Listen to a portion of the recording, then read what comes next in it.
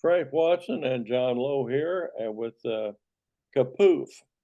And KaPOOF is based on John Lowe's speed at getting to the point of his thoughts and conversation. John, how you doing? I'm fine. And how are you doing, Frank? I'm excited about this. We're kind of restarting our series here and Yeah. really focusing on you and your thoughts and your life and sharing it with sharing our shows based on that. And I'm really looking forward to getting on with it. And you, Frank, are host and also a participant. And your input is very much valued on me. And I'm sure the future people that will be uh, brought in will benefit from what all you'll be doing, and hopefully my input as well. For a little bit of my background, I may say that I was raised as a Methodist, a family that was very devout, and I would say very conservative and very evangelical. And I took going to church very seriously. And I was not one who went to Sunday school much. I always listened to the preacher, probably in the second row, and Sunday after Sunday after Sunday, and was very, very strict morally and so forth and so on. And I never really came to a kind of conversion that I would find later, say in my teens. And I had an uncle who was evangelical of a different kind, and he felt that I had not really gotten the evangelical, what you might say, calling or faith. And so he said, "You got to read the New Testament." And so I had been raised by my mother to read a lot of the Old Testament stories, which is which are interesting to children. And Moses did this and that and the other, and David and so forth, and interesting stories. But then I started reading the Gospel of Matthew, first book in the New Testament. And I will say, though, that despite all my background of being raised, I found Jesus Christ in a different way than I had before. I might say, as I was about 17 years of age, and I had some question in my mind before doing this reading that, well, why Jesus Christ? Well, he's human like anybody else, you know. I thought, well, what's all the big to do about it? And so my uncle advised me to do this, and as I started reading, I said to myself, "This is powerful stuff." And so the more I read, I this portrait of Christ came stronger and stronger to me. This beautiful portrait of this man, and then, of course, the death and resurrection. Well, I felt called. If it, it's sort of it's a little bit like Saint Francis when he came to Christ. He just wanted to drop even his clothing. He wanted to drop everything. He wanted to follow Christ literally right there and then. And I I felt the same way. I thought, well, I just got to follow, literally do just what Jesus did. And so, what do you do? And but Saint Francis really did. I didn't. I was very much interested in music in a secular sense. I was um, in a school band and developed more and more of that in that direction. I got into to music, playing in the big bands of the swing era, and became semi-professional. And it was a hobby with me, and made money at various dances in northern Indiana, the nightclubs of the lakes and so forth, especially in the summer. And then in Fort Wayne, where we lived at that time, at a place called the Valencian Gardens, and which place I met my wife, who was happened to be a nursing student at the time. So later on, we got married, and I was still playing music and so forth and so on. And then there was an evangelical movement in Fort Wayne, and I was drawn to that. And it brought me back to my calling when I was 17, that I have to give myself a fuller sense.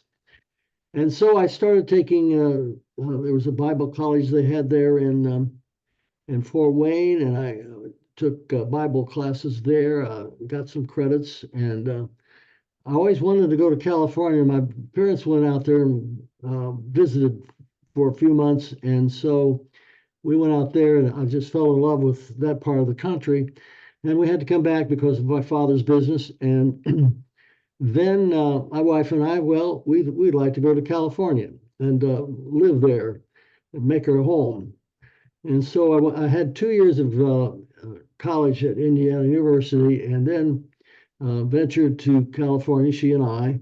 And I finished college there, and a college, small liberal arts college called Pasadena College.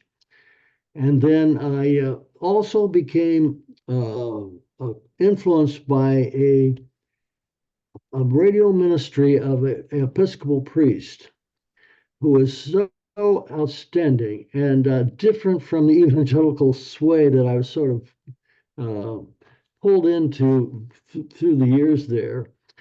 And it gave me another outlook. And so I had a good friend who also, we've experienced the same sort of thing together. He happened to be going to Fuller Seminary at the time. And so I started going to the church. It was St. John's Church in Los Angeles, and was very much influenced by this priest. So also my friend Charlie, he and his wife, we all went down there, and the liturgy was so beautiful. I was touched by the beauty of it and the depth of worship, and it was a different, enriching experience. So we both communicated with that priest, and not too long after that, I graduated from college then and got my degree. Then I'm still a Methodist, though, all this time. And so there were openings here in Indiana, and it's a lot of places, I suppose, where you could go to seminary and be a pastor of a school. Get my words mixed up. Become a pastor of a small, maybe church or two, and still go to seminary. So the plan was to uh, attend seminary for 4 days a week, which happened to be CTS here in Indianapolis. And then I had two churches, rural churches. And I served one location and then another. And for 2 years, I served as a pastoral seminarian student. And then I had made contact also with the Episcopal Church. And then on the third year of my seminary, I was able to become what they call a lay minister in the Episcopal Church. And they had missions then. We had two missions. And uh, first one was at Noblesville, St. Michael's, and then the second one was St. John's in Indianapolis. But I served 2 years at St. Michael's, helping start that mission, and then a new mission starting at St. John's in Speedway or in Western Indianapolis. And so I served there, was ordained Episcopal priest in 1957, which goes way back. And then I served as a priest till 1965. And I was High Church Episcopalian. And a lot of people don't understand what that means, but it's very close to the Catholic. And then after being a pastor there for 6 or 7 years, why I converted to Catholicism. And then I did some social work for a while. Took a year at Loyola of Chicago Catholic school, and then returned. And then it was opened up for me to teach at in Marion College, a Catholic school here in Indianapolis. And the work that I had done at Loyola, and then further working together with CTS, I acquired my master's degree. And I taught then at Marion College, first as an instructor, and then as uh, I was what do you call it? Instructor, professor, and then what do they call it when they reach a certain state of security? Forget the end with my age. Anyway, I served there for 25 years and rose to the level of associate pastor. I'm sorry, associate professor. And in 1990, then I retired, and we went down to Florida. Then lived in Florida for since that time in 1990, and I did church work down there, and I also did work with the city of Clearwater, Florida, where I did help GED students in being tested, and also taught classes, and did also meditation work with civil mind development and so forth. I became a Eucharistic minister, a lay Eucharistic minister with the St. Luke's Catholic Church in Dunedin, Florida, and so forth. And then returned here in Indianapolis. We did in 2012. And I've been here in Indianapolis since that time, and was first a member of St. Luke's Catholic Church, and I taught scripture and theology for adults for several years, and then I did the same thing here at in Carmel at Mother Seton Catholic Church, and I, as soon as the option for Zoom classes were made possible, the classes that I had started first at St. Luke's, a lot of the same people, then we're adding others to at Elizabeth Seton Church. I've maintained this group of what we've lately called conversational theology, and we've been on that theme and process for a good about 3 or 4 years here at Elizabeth Seton, and then years earlier at St. Luke's. And so now, these days, I have the Zoom meeting of theological, what do you call it? The conversational theology. And then just last November, I moved from an apartment to Sycamore Reserve, which is a apartment complex for aged people. And I'm now adjusting, of course, to this area, and I've been able to maintain my Zoom meeting with really centered from St. Elizabeth Seton's Church, with the people I mentioned, about 8 or 9 people. And then I ran into Frank here, and we've been discussing things with he and Tom, and we've had good sessions among ourselves. And now Frank has opened up another possibility of bringing in people within the Sycamore Reserve apartment complex to join another group. And I think that's fantastic of him to offer this opportunity. And he's sort of paved the way to both present as a host and then as a participant in any future work that we've been able to do or will be able to do. So that's sort of my back. And how about you, Frank? I have any questions? Anything you want to add? John, I just think that's an incredibly rich personal history, and we've talked about some of it before.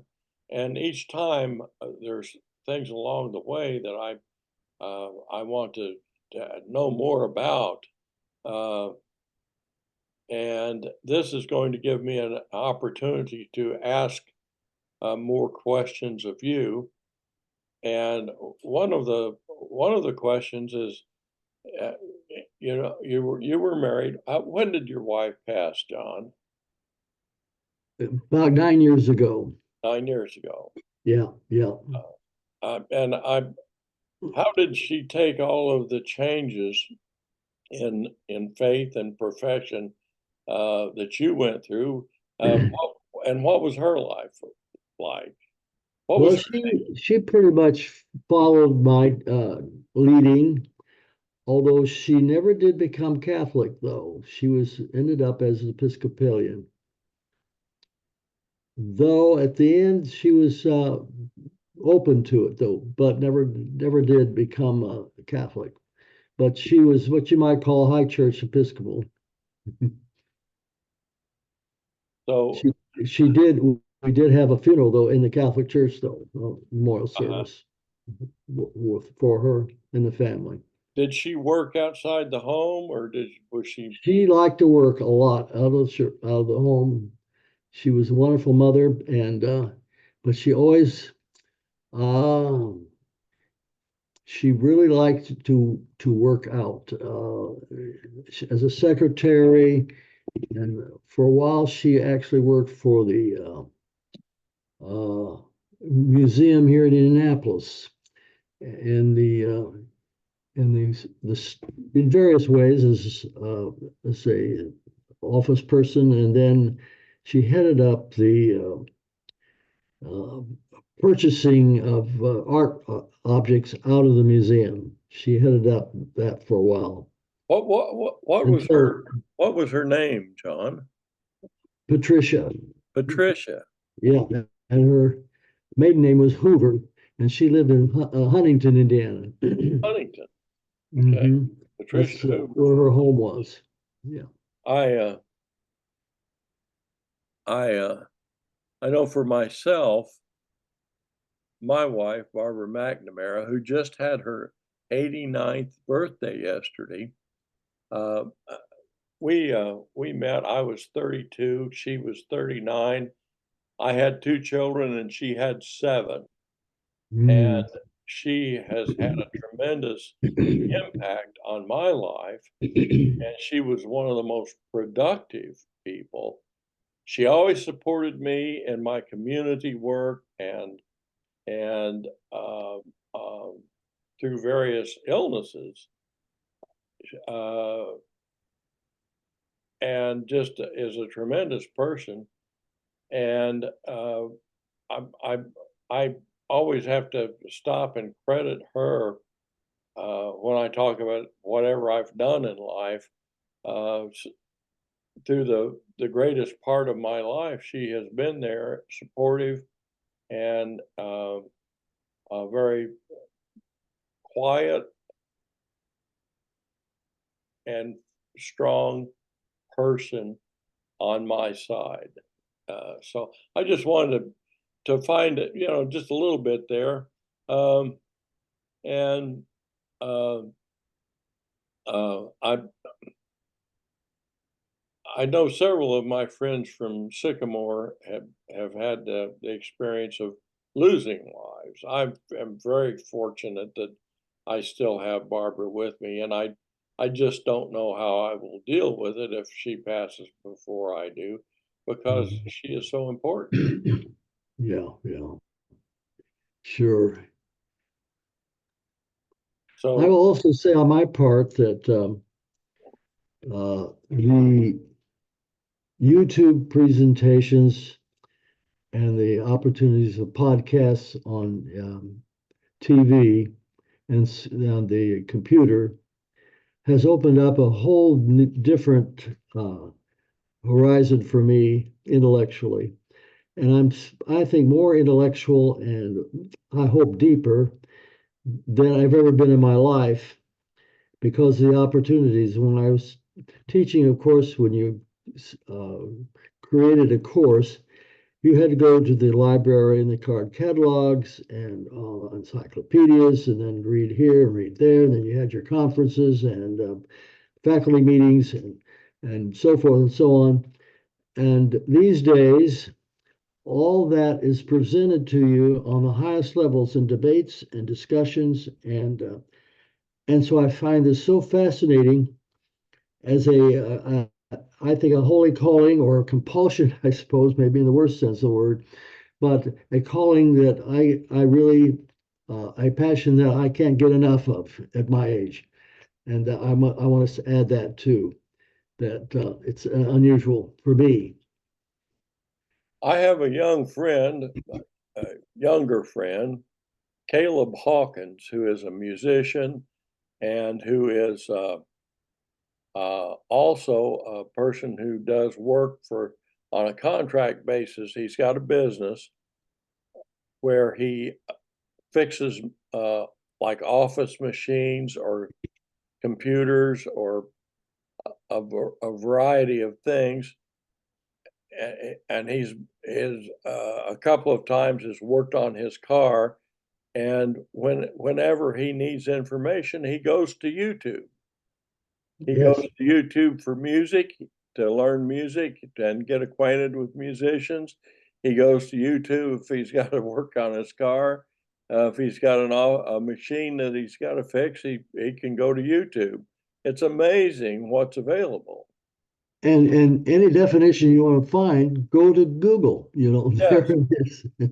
yes, yes. Between YouTube and Google, there's a tremendous uh, power I think to I think a learn. lot of people don't realize it yet.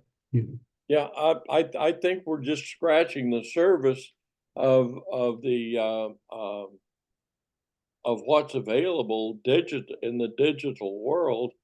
I don't know how all this is going to play out with artificial intelligence. Uh, I, I'm Right. I'm kind of stuck. I like the real world, but um, the uh, being able to Google, to create content and put it on YouTube, and then there's also Facebook. Now, the thing I don't like is that if I post something from YouTube to Facebook, Facebook will not give it equal footing in its algorithm with something that I post directly from Zoom. They seem to have a little bias against YouTube, and I kind of think there might be a power struggle involved there.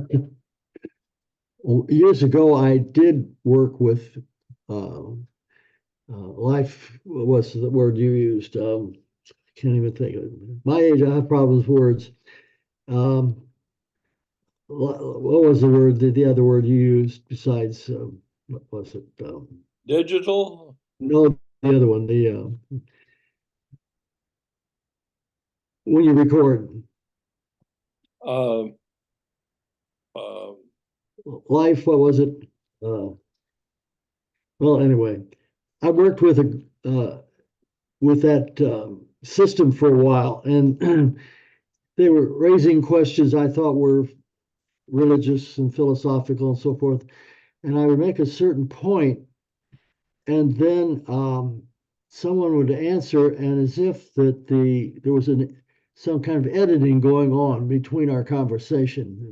I recognized something that was going on there that I didn't think was legitimate. And I think that there's some kind of editing there that I don't think it's authentic. I'm, Because I'm you could tell the yeah, subtleties, you could tell the subtleties of a conversation, humor. artificial intelligence, I think. Well, Yeah. uh, Yeah. it could be that. It could be artificial. This, Or you it could be a number of things. And that's something that's really um, what we're doing here is just a straight recorded session, unedited. What we record is recorded live. I've been doing that with live recordings for years now. I originally started working with a fellow named Jerry Baker, who worked for American Cable uh, and then Comcast. And he had access to the recording studio at night. And we had community access then, which was a wonderful thing for creative work. It didn't last as long as I thought it would be good, but we used it, and we did comedy and music and Mhm. whatever we wanted, whatever we desired. But what we did is Jerry's attitude was that editing is expensive. It takes a lot of time, a lot of knowledge, and if you do what you're going to do and stand by it and keep going, and that's what we did. We would come into the studio. We learned how to operate the cameras. We had people that learned how to operate the switchers, so we operated with more than one camera. But then we would outline sketches that we wanted to do, and we would do them live. People would improvise, and I thought we did some stuff that was really fun and good. But that was how I cut my teeth with recording media, Mhm. and I found that it brings an authenticity to what you're doing. Simply that this is not just production values. This is real people doing real people stuff. I like Yeah, that. yeah, yeah, right. Concrete. Yes, yes.